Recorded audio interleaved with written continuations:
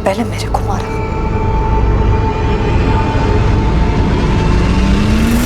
फिर मेरे हाथों उस ग्राहक को मरवाया।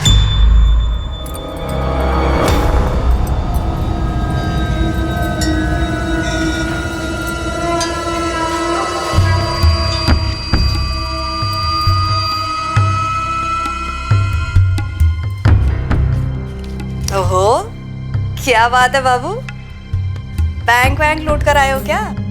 हाँ।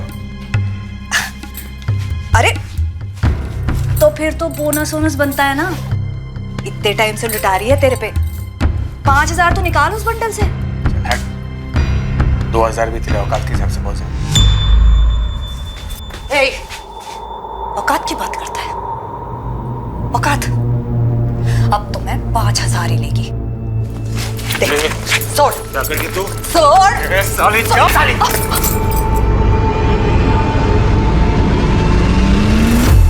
आसमान में बादल नहीं छाते साहब, मेरे सामने नोटों के बादल छाते थे। उसके पास इतना सारा पैसा था साहब, और ऊपर से ऐसी बात। मैं उसको कैसे छोड़ देती साहब?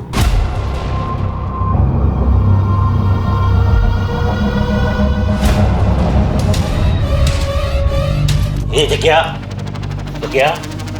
संभाल अपने को। देख, तुझे तेरी आई की मदद करनी है, समझ लगा है? ये खून साफ करना है, समझ ला ना? आईची मदद करायची। योगेश घर आया उस दिन, उसे कुछ मालूम नहीं था। फिर रात को पुरुषोत्तम आया, वो लोग लाश को जंगल में ले गए। योगेश तब सो रहा था। बहुत पछतावा होता है साहब, धन घिन सब आती है, लेकिन समझ नहीं आता साहब कि वो नोटों को देख के क्या धुन सवार हो जाती है। सर, ये था वो आदमी जिसको इन्होंने मार डाला। तो नीलेश पाठक है, सचिन का बाबा? हाँ सर, जगदीश को याद था ये चेहरा।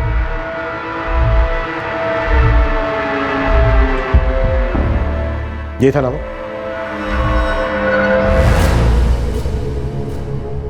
सचिन, तुम्हारे बाबा नीलेश पाठक अब इस दुनिया में नहीं है। क्या हुआ था उनके साथ? कत्ल हुआ था उनका। कत्ल?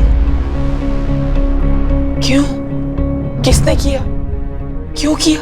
तुम्हारे बाबा एक कोठे पर जाते थे, शंकर बड़े। कोठा? हाँ, माया भाटे नाम है उसका। उसने और उसके साथीदार ने तुम्हारे बाबा का मर्डर कर दिया था।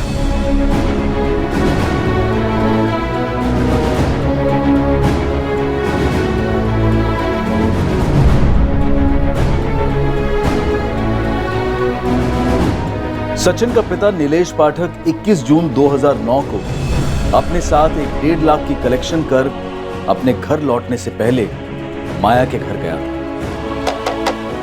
नीलेश को उस दिन कोई अंदाजा नहीं था कि वो फिर अपने घर कभी नहीं लौटेगा।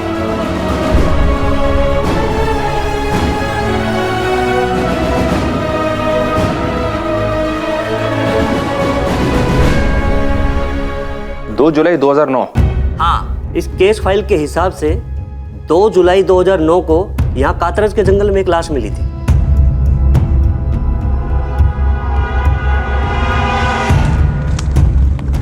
उस लावारिस लाश का अंतिम संस्कार कर दिया गया। इस केस के इन्वेस्टिगेशन ऑफिसर 3 साल पहले रिटायर्ड हुए।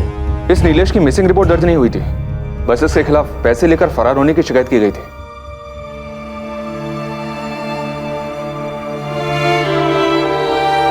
बाबा चोर नहीं थे, उनका मर्डर हुआ था उसी रात। कैसे? एक युवक की 9 साल की तलाश अपने पिता के लिए एक दर्द भरी असलियत के खुलासे से खत्म हुई। पुलिस का इंट्यूशन कहिए, अंदेशा कहिए, लेकिन उस पूजा घर को लेकर संदेह की वजह से पुलिस सचिन के पिता नीलेश पाठक की हकीकत जान पाई, और वो भी पूरे 9 साल के बाद। लेकिन इत्तेफाक और आभास का यह सिलसिला अभी खत्म होने से काफी दूर था। गड़े मुर्दे और भी थे। नीलेश के मर्डर के वक्त जगदीश नाबालिग था, पर जुर्म में तो शामिल था। नीलेश का हमें बर्थ सर्टिफिकेट निकलवाना होगा, उसकी एज के साथ रिपोर्ट फाइल करनी होगी। कोर्ट को डिसाइड करने दो। और सर वो कमरा? हाँ, वो कमरा। सर अभी भी लगता है कुछ अधूरा है, कुछ बाकी है जिसका पता लगाना है। ये पुरुषोत्तम पूरी बात नहीं बोल रहा है। और तुम लोगों को तो वहां कोई लाश नहीं मिली। लेकिन सर माया को जो इतना डर लगा रहता है, क्या वो डर सिर्फ एक अजनबी को लेकर या सिर्फ एक ग्राहक को लेकर हो सकता है? प्रशांत भाटे, उसका पति जो कभी घर लौटा ही नहीं।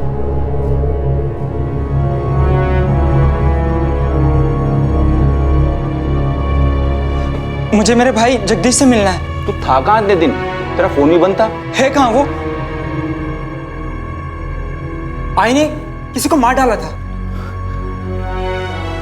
आपको इतने साल से मालूम था? मेरे सामने ही हुआ था योगेश। अब ये नहीं कहना कि तुम्हें नहीं मालूम कि बाबा कहाँ है। दादा,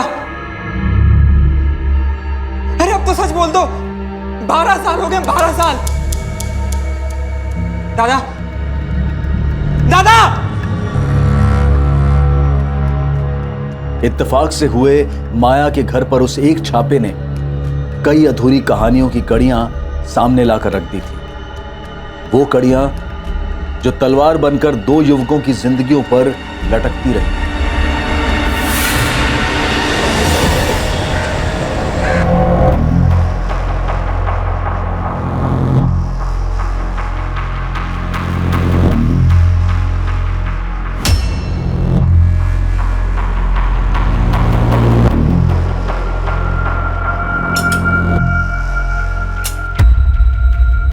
आखिरकार योगेश का बड़ा भाई जगदीश टूटा। वो उस राज को अपने अंदर और नहीं रख पाया जिसने सालों से उसे और उसके ज़मीर को बंदी बना रखा था।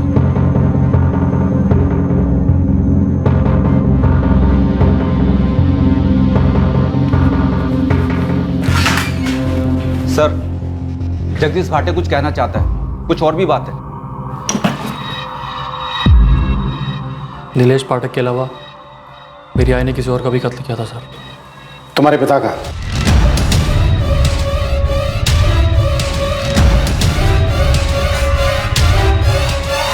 माया, तुम्हारे बेटे जगदीश ने सब कुछ सच सच बता दिया।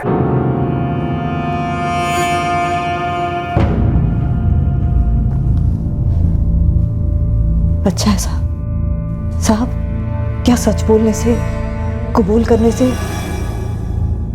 दर्द कम होता है क्या? हो सकता है, लेकिन जुर्म कम नहीं होता। तो सच यही है साहब कि जगदीश और योगेश का बाप मेरा पति प्रशांत उस रात घर छोड़कर चला गया था।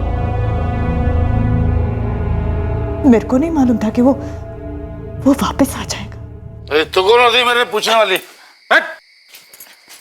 क्या लगा मैं क्या कभी लौट के नहीं आया क्या? तेरा हाथ भी लोग जो साला दिन में आता था अभी रात को भी आने लगा क्या इधर? कभी कदम भी नहीं रखा। जब भी वहां देखती थी तो वो खड़ा दिखता था, घूरता हुआ। मैंने ये सब कुछ क्यों किया, मेरे को इसका जवाब कभी नहीं मिला सर। पहले अपने पति को, फिर उसकी राख को। साहब, उन दोनों की आत्मा से ज्यादा ना मेरे को अपने आप से डर लगता है। क्या मैं किसी और को भी मार देगी क्या? मेरे जीते जी ना ये डर जाने वाला नहीं है साहब, ये मेरे को मालूम पड़ गया।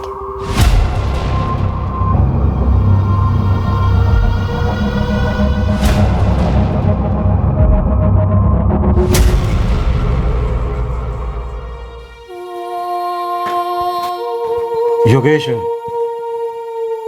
स्केलेटन के सैंपल से जो डीएनए लिया गया वो तुम्हारे और तुम्हारे भाई जगदीश के डीएनए से मैच हो गया है। वो कंकाल तुम्हारे पिता प्रशांत भाटे का ही है।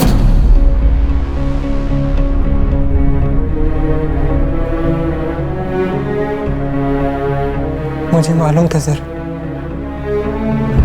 मेरे बाबा मुझे कभी ऐसे छोड़ के नहीं जा सकते थे।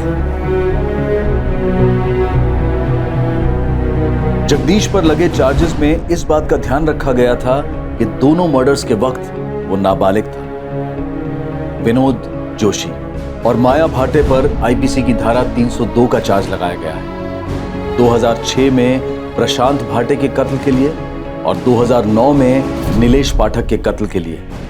साथ ही दोनों पर आईपीसी की धारा 201 भी लागू की गई है, सबूतों को मिटाने के जुर्म।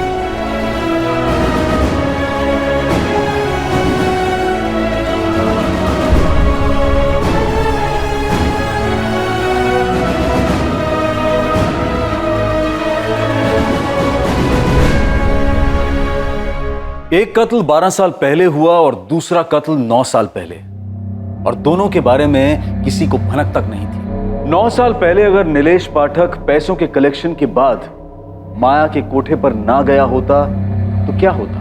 12 साल पहले अगर माया का पति प्रशांत उस रात घर ना लौटा होता तो क्या होता? आने वाला खतरा अदृश्य होता है, लेकिन जब कोई जुर्म के साए में डेरा डाले तो वो खतरे के साए से दूर कैसे रह सकता है भला? माया ने अपने ही हाथों अपने जमीर की सुई तोड़ी थी। अपने ही पति प्रशांत को मारकर उसे अपने ही आंगन में गाड़ने में माया को कुछ गलत नहीं लगा। उसी तरह उसने नीलेश पाठक को पैसों के लिए मारकर उसकी लाश को जंगल में ठिकाने लगाया। पर माया ने अपनी पूरी जिंदगी डर और अफसोस की गिरफ्त में बसर की। ये एक दस्तूर है कि जुर्म मुजरिम का सुख चैन छीन लेता है और मुजरिम से जुड़े लोगों का जीना दुश्वार कर देता है। सोचें, समझें और सतर्क रहें कि लालच और स्वार्थ जीवन धारा पर हावी ना हो जाए। जैसे ही उमड़ती लालसा का एहसास हो, सतर्क होकर पीछे हो जाएं। जुर्म के लपेटे में ना आए, उस लालसा की आग में खुद को ना जलाएं। अब मैं अनूप सोनी आपसे विदा लेता हूं।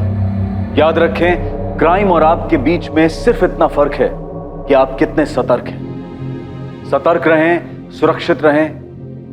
जय। क्राइम पेट्रोल्स के और भी दिलचस्प कहानी देखने के लिए हमारे चैनल को सब्सक्राइब करें और बेल आइकॉन दबाना न भूलें।